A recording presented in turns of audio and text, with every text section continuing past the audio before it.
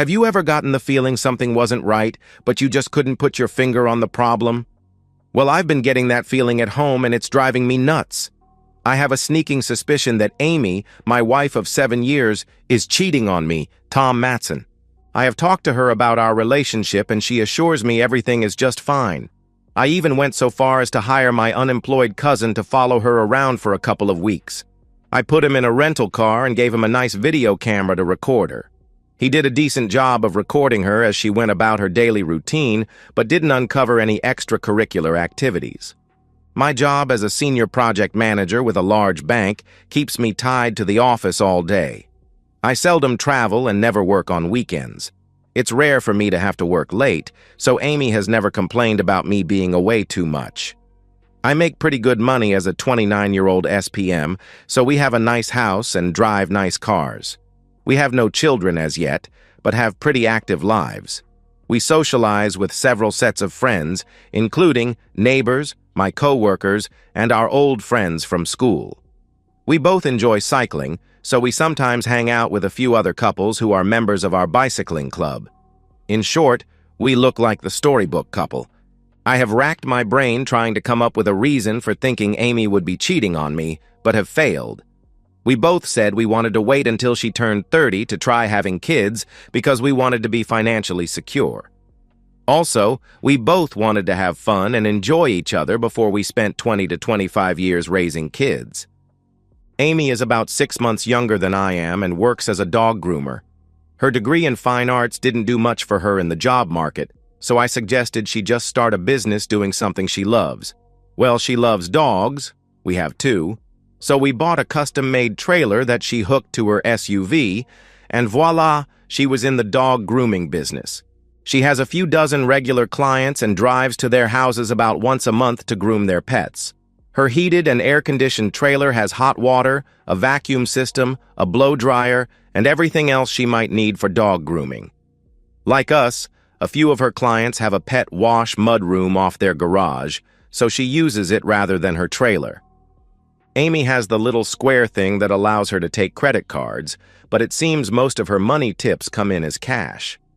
I know this because I helped her with her books and filing her tax forms. So, what makes me think she is cheating? Goodness if I know. We have a great relationship. Amy is willing to do just about anything my mind can think of, and I can't remember ever saying no to anything she requested. We are both home nearly every evening and weekend. We always socialize together. We do our cycling together and go to the gym together, so when could she be cheating? The only time we really spend any time apart is when we are working, hence the reason I hired my cousin to follow her for 2 weeks. He actually surprised me by bringing me a full report on her activities, including times, locations, and videos of her coming and going to each appointment and everywhere in between. There were no unexplained missing time lapses. All her time was fully documented. I even checked her receipts against her appointment calendar and they looked correct. Still, there was just something in her eyes, in her smile, in her voice. Something was just off, and it had been that way for about 6 months. I just couldn't come right out and accuse her of anything because I had nothing of which to accuse her. Maybe I'm just paranoid or losing my mind. I watched her when we were out with friends and she mostly hung out with the other ladies. I never saw her in whispered conversation with another guy. She never disappeared at parties or left with anyone on an hour-long beer ice run. I tried to be casual about my observation of my wife, but Brad, one of my oldest friends, picked up on it at the last big party. "Tom, man, you have got to loosen her leash. You won't let that poor girl get more than 20 feet from you. What's the deal, dude?" Embarrassed, I asked him to keep his voice down.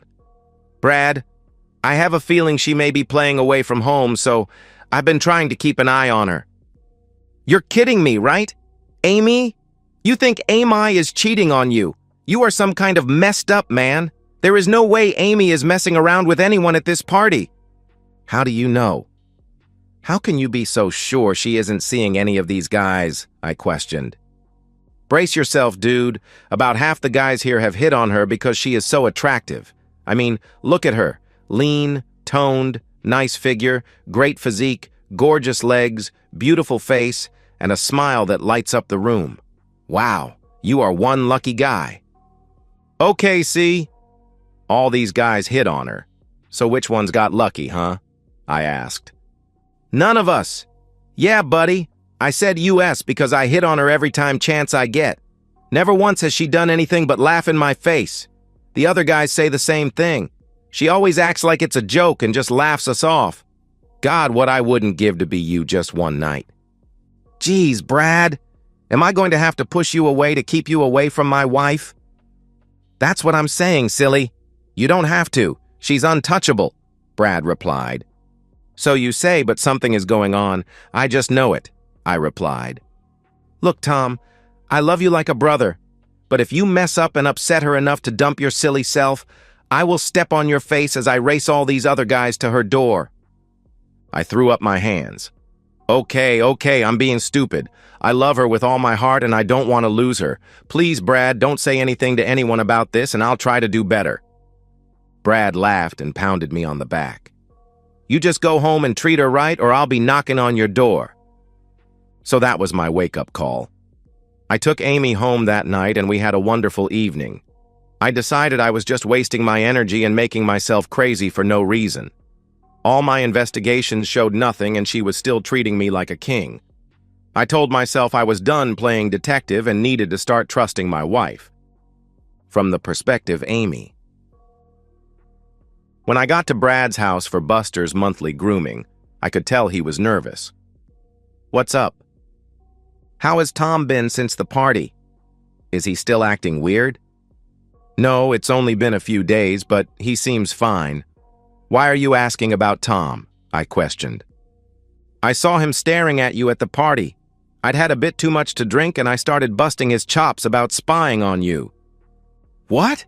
You moron! Now he's going to have his cousin watching you, I replied. No, I played it off like I was concerned he'd lost his marbles, just like we discussed. I told him we all hit on you, but you always shot us down and he had nothing to worry about. Now what's this about his cousin? Brad asked. I told you I saw him like 4 times in the last couple of weeks and I'd never seen him around town before. Maybe I'm paranoid, but I think he may have been following me. That's weird. I know he suspects something is going on but can't figure it out. Has Tom said anything to you? Brad asked. No, not since the last time he asked me if we were okay. That really upset me. I love him, but he'd never understand, so he can't know what we've done. I agree. Tom is a good guy. Knowing about this would just cause him pain, Brad replied. Amy nodded her head and said, Okay. Well, I've got about an hour. Do you want the usual? Yeah, sure, Brad said with a grin as he followed Amy into the house. As usual, I need $200 in cash and I'll charge your card $75 for Buster, Amy said as she followed Brad to the bedroom. Brad was a little quicker than usual that day, so they just lay in bed and talked. Brad, you need to tell the other guys to be extra careful not to say anything stupid around Tom. We've had a lot of fun and you guys have been very generous, but I'm going to stop my little side business in a couple of months. Stop! Why would you do that? Brad asked. I'm almost to my goal of $12,000, which I need to pay for our surprise trip to Hawaii. I hope Tom will get me pregnant while we are on that trip. I'm going to have to go off the pill and I can't take any chances with any of you, Amy said with a chuckle. I can't see that ever happening. We all have our own wives. We pay you for letting us have special time with you because our wives won't do that. Brad then leaned down and tried to kiss Amy. Amy jerked her head back. Whoa! What are you doing? Brad, we talked about this before. This is not romance. This is business. Money for a special service, nothing more. Now don't make me have to tell you that again. Brad pouted. Okay, I'm sorry. It's just you are so beautiful, I get carried away sometimes. Amy patted his cheek. I know, sweetie. I like all of you guys and I enjoy our time together, but it's not love. It's just business. Amy got out of bed. I need to give Buster a quick shampoo before I go, and you need to get back to work. I have you scheduled for 4 weeks from today, and that will be the last time we do this, she said, pointing at the bed. Darn, I'm really going to miss this. So, how about after you're pregnant? Brad asked. Amy laughed. I don't think so.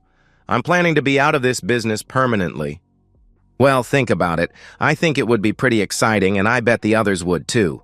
Heck, we might even pay extra. Amy laughed again. Tempting, but I don't want to risk it anymore. I love Tom, but he's not like me. To him, it's always about love. He'd never understand our business arrangement, and neither would any of the wives. Yeah, I get it. Millie and the other wives would go nuts if they found out.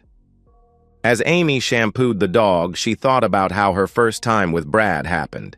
He had pestered her every time she came to groom his dog, always making comments and accidentally rubbing up against her. She finally had enough and told him to behave. She said if she didn't need the money, she'd dump him as a client. That led to him offering her an extra big tip in cash if she'd let him rub up against her while she worked. Amy thought that was pretty pathetic, but it would allow her to reach her vacation goal sooner, so she agreed. Pretty soon, he was begging her for more intimate services and kept offering her more money. When he offered her $1,000 cash, she didn't believe him and called his bluff. 20 minutes later, she accepted his offer. On the next visit, he gave her $500 for a repeat performance, and then they agreed on $200 for each time thereafter. Once a month, Brad played poker with Tim, Frank, and Roland. Not too often, but sometimes Tom would join them. The table talk was often about relationships and usually included complaints about their wives not being adventurous enough. On one such night when Tom was not present, a slightly drunk Brad hinted he had finally gotten some special attention. Of course, all the guys were all over him for details. He asked them if they would be willing to pay for services from an extremely discreet married lady. They laughed at him when he said he paid $200 for the best experience he had ever had. A few days passed, and Tim called him and asked if his story was real. Then, not surprisingly, the other two called, and pretty soon Amy had new bookings for groomings with 3 more of her casual friends. She met with each and explained what she would do and why it would just be once a month for no more than the next 6 months or so. Amy was making about $800 a month from her side business and another $1,200 to $1,400 a month from actual dog grooming. She knew all 4 of her clients would be discreet because they were all married with children and none wanted to be divorced. She felt some guilt, but to her it was just a service, like dog grooming, nothing more. She loved Tom and planned to have his children. She was faithful to him in all other ways and never refused him. Her arrangement with these men was purely business and nothing more. She needed just a few more weeks to reach her goal. Then she'd stop the extra stuff so she could concentrate on making a baby. Switching back to the perspective of Tom. I was sitting at my desk, reviewing some financial reports, when my personal cell phone lit up. I looked down at my buzzing phone. It was my cousin, Chuck. I wondered why my cousin would be calling. Hey, Chuck, what can I do for you? Hi, Tom. Say, I just finished watching a movie and it got me thinking about what you had me doing for you a few weeks back. Look, Chuck, that's over. We never found anything and I have gotten over my paranoia. Amy and I are just fine now. I'm glad to hear that you're getting along. After watching that movie, I thought I may have missed something, but you seem to have moved on, so I'm sorry for the call. Tom was just about to end the call when he heard a small voice in the back of his head telling him to be careful. He sighed loudly. Okay, Chuck. What did you see that made you think you might have missed something? Well, in the movie, this guy was a realtor, but he was doing something illegal on the side. Geez, Chuck. Amy is not doing anything illegal. I know, just listen. The guy would go to a house for a showing for a potential buyer. Well, the buyer was there for other reasons, not the house. The cops that were watching the realtor sat outside while he was inside the listed house conducting illegal business and pretending to be selling the house. Amy is not a realtor. Look, Chuck, I have to get back to work. Tom, I know she's not a realtor, but she goes to people's houses and stays there for an hour or more. Sometimes she's in her trailer, but sometimes she's inside, out of sight. Tom's mind was racing. His old paranoia was back. Oh no! Did you make notes on which dogs she did in her trailer and which she did in the house? No, but the video of her arriving and leaving would show her going into her trailer if she used it. Do you still have it? No, I dumped all of that stuff. Did you keep a copy? You told me to dump it. Chuck, I know you liked watching her, so if you kept it, I'm not mad. I'll go through it and get all the info on her in-house stops. Can you stop by here on your way home? Sure. I'll leave a little early and be at your place at 4. Will that give you enough time to go through it? Sure, I'm pretty familiar with it, so I can do it pretty quickly. See you at 4 o'clock. Goodness, Tom thought. Chuck must be watching the tapes. The poor guy needs a job and a girlfriend. So, during the 2 weeks I followed her, these 3 were the only in-house jobs she had. I have a video of her being greeted by the client at each house.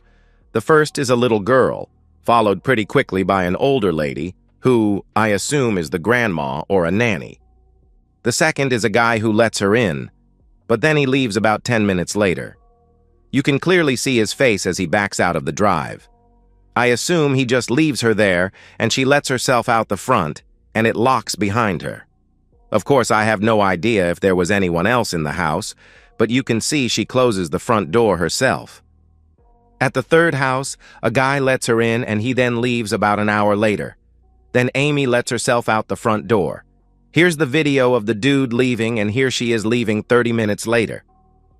Chuck stopped the tape and turned to see Tom staring, transfixed, at the blank screen. He waited for Tom to say something, but he just continued staring at the screen. "Cuz? Tom? You okay?" He got no answer. I pulled out my phone and opened a calendar. It was Amy's appointment scheduled for the next month. I looked up at Chuck and pointed at the screen. "That last house has a first-floor master. Do you think you could get a peek inside it without getting arrested?" Probably. But if the shades are pulled, I won't be able to see inside. Do you think it's this guy? Maybe, but he's a friend of ours, so it could be nothing, although he's admitted he's attracted to her. So maybe. She's due back there tomorrow. Can you follow her and then try to get a peek at what is going on inside? Yeah, sure. But if they are doing something inappropriate, maybe they don't use the master bedroom. Okay, well, just do what you can without getting caught. Amy may recognize you and she'll know I sent you. Okay, this time I'll wear a disguise and use my mom's minivan. Plus, I know where she's going and what time she'll be there, so I don't have to follow her there. I'm not real good at tailing cars, and it's possible she may have seen me the last time. Seen you? Why didn't you tell me that when it happened? Well, I wasn't sure, and I was afraid you'd make me quit. I'm sorry, cuz I really needed the money. Forget it. Just be careful not to get caught this time, okay? Chuck knew Amy's appointment was set for 10 the next morning, so at 9:30, he pulled onto a street 1 block over from Brad Street. He had scouted the area last night and found a way into a neighbor's backyard with a clump of bushes that pushed up against Brad's back fence. He parked so that he could peer between the 2 houses and see the rear patio door of Brad's house. Chuck assumed Brad would put his dog out shortly before Amy arrived. Then once she showed up, the dog would be too busy to notice him creeping around the backyard. The dog was still outside when Amy arrived. Buster went nuts barking and jumping on the door. Amy opened the patio door and let the dog in, and it jumped all over her. Chuck waited about 2 minutes and then darted across the lawn and up to the rear corner of the house. He inched his way toward the bedroom window and cursed as he saw the blinds had been closed. He knew there were 2 additional windows on the side of the house, but he feared he'd be too exposed to the street if he went there. As he stood pressed against the rear of the house, a neighbor on the far side of Brad's house let her dog out. The dog charged the fence and barked. Chuck had no choice. He hopped the fence and slipped along the side of the house toward the first window. The louvered blinds had been closed, but not completely. He placed the camera so it viewed through the gap in the blinds and began recording. He had pressed himself up against the house and froze there. He feared any movement might give him away. He was shooting blindly through the window because he couldn't risk stooping to peer through the camera. He slowly moved the camera around, hoping he got a shot of the entire room. He froze as he saw an elderly couple walk by on the front walk. He waited until they were out of view. He checked up and down the street, and seeing no one, he darted to the walk and made his way up the street. He walked around the block and got back to his car. He was breathing heavily from the adrenaline rush as he started the car and drove away. Chuck was still headed home when his cell rang. "Hello? Did you see anything?" "I couldn't see anything, but I may have something on a video of the room." "What do you mean you may have? Did you get the video or not?" Chuck explained, then said, "I haven't looked at it yet. I'm still headed home." "No, don't go home. Come here and we'll watch it in my office. I'll call the front desk and they'll bring you up." 15 minutes later, Chuck handed me the camera and I plugged it into my personal laptop. The video opened with a shot of the side of a bed. In the very top of the frame, there appeared to be some occasional glimpses of human knees and lower legs, but nothing more. After a few moments of the same footage, the camera moved and only the side of the bed was visible. I moaned in frustration. "Darn, this is useless. There is nothing here." As I spoke, the camera moved again, and two bodies flew through the frame as the camera captured the ceiling fan above the bed. "What was that? Can we go back and maybe freeze that?" I said as I reached toward the built-in keyboard. "Wait!" Chuck stuck out his arm. "Just wait a second." The camera moved again, and the air rushed out of my lungs as I let out a sorrowful gasp. "Oh no!" The camera had captured Amy engaged in an intimate act with Brad. After a few seconds, Amy turned her face toward the camera, and Tom's world came crashing down. Chuck shut off the camera and unplugged it from the laptop. He pulled the memory stick he had plugged into the laptop and handed it to Tom. "I'm so sorry, cuz. I was hoping I was all wrong about this." He patted his cousin, grabbed his gear, and walked out of Tom's office. Across town, Brad sat in his office, staring out his window, while he talked on the phone. "Yeah, man. She said she is going to quit. She wants to surprise Tom with a trip to Hawaii, and she wants him to have a baby with her while she's there. I tried, but she's already made up her mind. I'm guessing she'll tell you everything next week when you see her." "Well, sure. Try to talk her out of it." "Yeah. Okay, see ya, Tim." "Darn!" he cried as he pounded his fist on his desk. Brad knew he had seriously fallen for Amy. It didn't bother him in the least that he had to pay her. At least he got to see that beautiful body. Back at Brad's house, Marjorie, the housekeeper, began stripping the bed in the master bedroom. She, of course, noticed the fresh stains, but that was to be expected. They'd been there several times when she came to clean the house. You'd think the owners would be embarrassed about leaving her a mess to clean up, but no. She remade the bed and moved on. She put the bedding in the wash, thinking it could wash while she cleaned the rest of the house. Her eyes fell on the wet stains again, and she thought, "Rich people, they have no shame." As I sat at my desk, my mind was spinning out of control as I tried to come to grips with what I'd seen on the video. I spent a couple of weeks convincing myself I was just being paranoid and Amy was not cheating on me. Now, reality had smacked me in the mouth. Amy was cheating with my now former friend, Brad. My heart ached with the pain of knowing I had been betrayed by my wife and a man I had thought was my friend. The shock of it had been severe. Amy had never shown any interest in Brad. Why would she succumb to his advances? It made no sense whatsoever. She definitely wasn't being forced and didn't appear to be drugged, so no excuses. She was willingly cheating. A terrible thought struck me as I sat and contemplated my next move. What if there are others? Brad had warned me that all of my friends hit on Amy. What if Brad wasn't the only snake in the garden? Geez, I was going to need more of Chuck's help. Over the next 4 weeks, Chuck gathered videos of Amy with Tim, Roland, and Frank.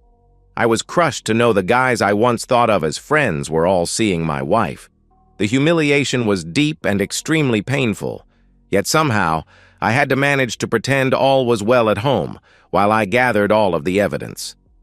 I arrived home at the usual time, and Amy informed me she was taking us to my favorite steakhouse for dinner. I was leery, but went along with a fake smile on my face. When we got home, Amy sat me down on the couch and brought out her brochures for their trip to Hawaii. She excitedly explained how she had saved her earnings to buy the trip, and everything was fully arranged and completely prepaid. She had even called my boss and told him about the surprise, so my vacation time was fully approved. I was a bit overwhelmed by the vacation news. We had talked about such a trip many times, but the cost had caused us to postpone it until our savings account was larger. Now, Amy's eyes sparkled with excitement as she told me her plans. "Baby, I've got it all timed out. I've gone off the pill, so when we get to Hawaii, I should be ovulating. We'll make love twice every day and I'll come home pregnant with our baby. Isn't that the most romantic thing you've ever heard?" I mentally reviewed my plans and then turned to my wife. "Why, yes, I think that will work out just fine." Amy squealed and jumped into my arms. "Come on, let's go practice making babies." I assumed she was still safe, and I knew I couldn't very well decline her offer. So we shared a special evening together, and then I allowed myself to drift off to sleep. Sally Hawk reviewed the videos and listened to my request. "So you want her served at the airport and the videos delivered to the 4 wives at the same time the guys get the fake alienation of affection lawsuits?" "Yes, they will all be at the airport for a big send-off party. I've arranged for a limo to pick them up and deliver all 4 couples to the airport. We have reserved tables at the Flyers Lounge, and so there will be drinks and appetizers and a big banner that says, 'Goodbye, Amy,' which will be unfurled when your process server hands her the papers. The fake lawsuits are just for shock value, but I want the guys off balance. I've never before had anyone request that, but it should be quite a show. When do you want the server to show up?" "It has to be right as they call her flight, so 1 p.m. on Saturday." The big day came, and all the cheaters and their hapless spouses were gathered at the airport's Flyers Lounge. All the luggage was pre-checked, including some of Amy's additional personal items, which were packed into what she thought was a suitcase I'd be using. I kept a close eye on the clock, and just moments before the server was due to arrive, I stood and called for everyone's attention. "Amy, you have been the love of my life since we met nearly 9 years ago. When you started the grooming business, I was very proud of your efforts. You worked very hard to build your business into a profitable, thriving concern." I knew that line would get a few smirks from the guys. "When you decided to spend all your profits on this wonderful getaway, I was very pleased. So, I have a small token of appreciation for each of you. Now, as my assistant hands out the gifts, let's all raise a glass to Amy and wish her bon voyage." I gave a small nod, and the large banner unfurled above our heads, just as Amy received her envelope and heard my assistant say, "You've been served." I turned to the wives and said, "Ladies, I humbly apologize for the theatrics, and I wish you well." And with that, I turned and walked away just as they called Amy's flight for boarding. Behind me, chaos erupted as everyone began yelling at each other. Amy was screaming my name, but I never looked back. Because I had done all the pre-separation things Sally had advised, I didn't have to speak to Amy until our first meeting at Sally's office. The lawyers had argued back and forth, and we were meeting today to settle everything and sign papers. Amy had insisted I agree to give her a 30-minute audience after the meeting. I just assumed she wanted a chance to explain what she'd done to blow up our marriage. As part of her prep work, Sally had hired a real PI to review Chuck's work, and he uncovered the financial arrangements my soon-to-be ex-wife had made with her 4 friends. It came as quite a shock to learn I had been living with someone who was selling herself for nearly a year, but it helped to kill any lingering feelings I still had for Amy. Sally also informed me that Amy did not get on the airplane that day. Her tickets went unused and the vacation was canceled with no refunds. When we gathered around the conference table, Amy tried to talk to me, and I ignored her until everything was signed. After the lawyers shook hands, we were left alone. I sat across the table and just stared at her. "Thank you for agreeing to talk to me. I am so sorry for the hurt I have caused you. I still don't understand why you divorced me. What I did mean nothing. It was just a business arrangement, a service, nothing more. You are the only man I love and the only man I will ever truly love. Tom, please, we are so good together, please, baby. Why can't we just put this behind us? It was just a meaningless transaction. I held my hand up to stop her. Amy, I believe you. When you agreed to provide that service to those guys, I knew it meant nothing to you. To you, it was like you agreed to let them wash your feet or paint your toenails. It was an intimate act, but of no real consequence to anyone. Do I have that right? Her tear-streaked face lit up. Yes! Oh my God, you do understand. It was meaningless. I raised my hand again. Yes, it took me a while to see it, but I fully understand that what you did was just a completely meaningless business transaction to you. But it was so much more to me. Let me ask you, Amy, when you made those arrangements, did you think I'd agree to your arrangement? She hung her head. Well, there's the problem. Maybe it meant nothing to you, but you sure as heck knew it would mean everything to me, and you did it anyway. I stood and tossed 2 $100 bills on the table in front of Amy and said, "Thanks for your time today. Here is your usual fee." Then I turned and walked out. As I walked away, I reminded myself I had to complete my plans for a little baseball bat payback for Brad and the others.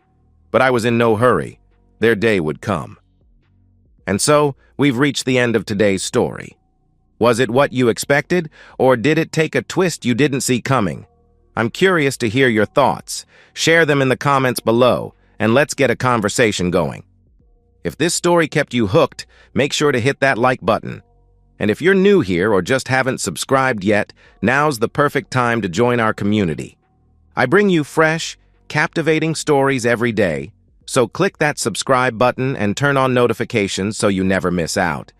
Thanks for watching, and I'll see you in the next one.